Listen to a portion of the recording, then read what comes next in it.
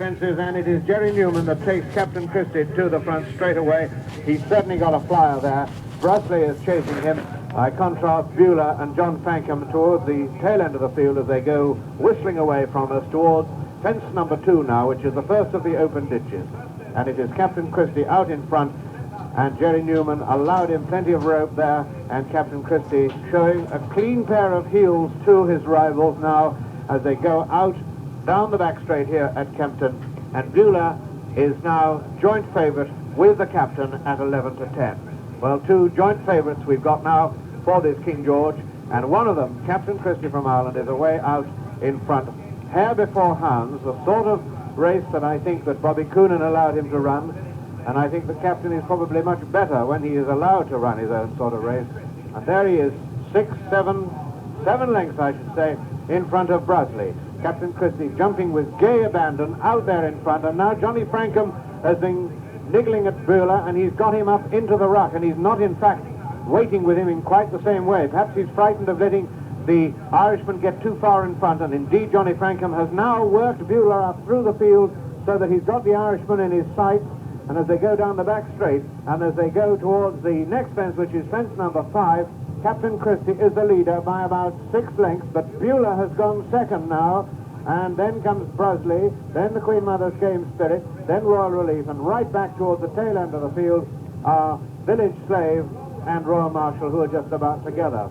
So this is a change of tactics for Beulah, an intelligent piece of riding, I should think, by John Frankham, not going to allow the Irishman out of his sight. So they're turning for home for the first time. They're coming under the 2-mile tapes now, and Captain Christy is the leader, but Frankham has Beulah right behind him, poised about 7 or 8 lengths behind him as they turn into the straight for the first time. Then behind him comes Brusley and Game Spirit and Royal Relief, and then towards the tail end of the field comes Royal Marshal, and last of this bunch is Village Slave. Now they're coming up in front of the packed grandstand. A lot of people standing there down at the last 2 fences, and Captain Christy spring-heeled over that one, jumping with reckless abandon, thoroughly enjoying himself out in front, and Jerry Newman very much a partnership with this horse. As they come now to the next fence, which is fence number 9, next time it'll be the last one.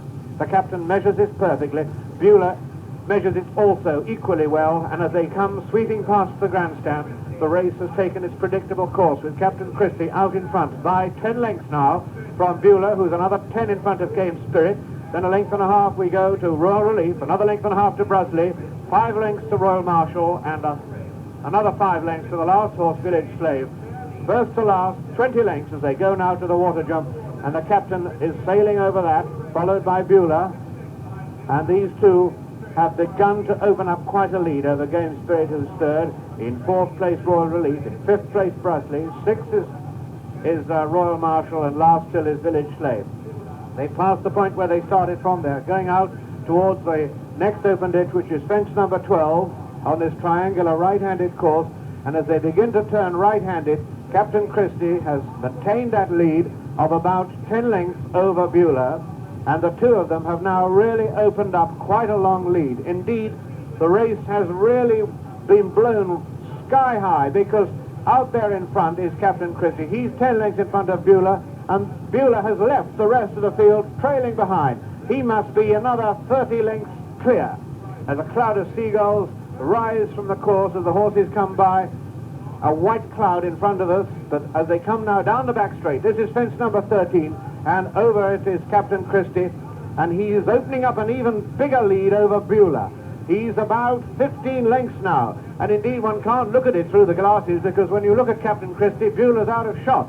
So we've got to look at it with the naked eye, and really Captain Christy is so far in front now, he's going to jump these last 2 fences with a margin of 15 lengths, I would say, over Beulah. Beulah himself is 20 lengths clear of the rest of the field, and Captain Christy is over the 5th from home. Now this is the 4th from home, and Captain Christy is still in front and motoring. And a great jump, and he nearly went there. He was on his nose, Captain Christy, but he's recovered miraculously. He went for a big one. He stood right back, and he's recovered, and he's still sailing on. And Beulah has a gap to close. Beulah has a task on his hands. He's never going to close that gap unless Captain Christy does something diabolically stupid, which, let's face it, the horse is quite capable of doing. So as they turn for home, all eyes on Captain Christy and young Jerry Newman, bringing him into the straight now with 3 more to jump. And he is now 15 lengths clear of Beulah. Into the third last. Captain Christy over safely, lands beautifully, gallops straight on. Beulah under pressure, coming now to the third last. He's over. Now Captain Christy is almost a fence in front. Captain Christy at the second last, safely over that, although he jumped a bit to the left. Beulah is not going to close this gap. 1 more to jump, and the world is watching, and Jerry Newman has got to keep Captain Christy going and has got to get him over 1 more fence. 18 they've jumped. This is the 19th. Here they come to it now. He kicks him on and he's over. Safely, listen to the crowd. A roar from the crowd. Ireland has won the King George. They've got 25 yards to go, but Beulah is only just jumping the last fence, so that shows the margin of superiority that the captain has. Captain Christy's day. Twice has he won this race in consecutive years. Only Pendle has done that before. Now Beulah finishing just in front of Royal Marshall, who took a long time to get warmed up. And they're off for the challenge stage, and the lead. Our attention is one of those in the lead. It's a very blustery, windy day. The wind is going right across the course, and over on the far side.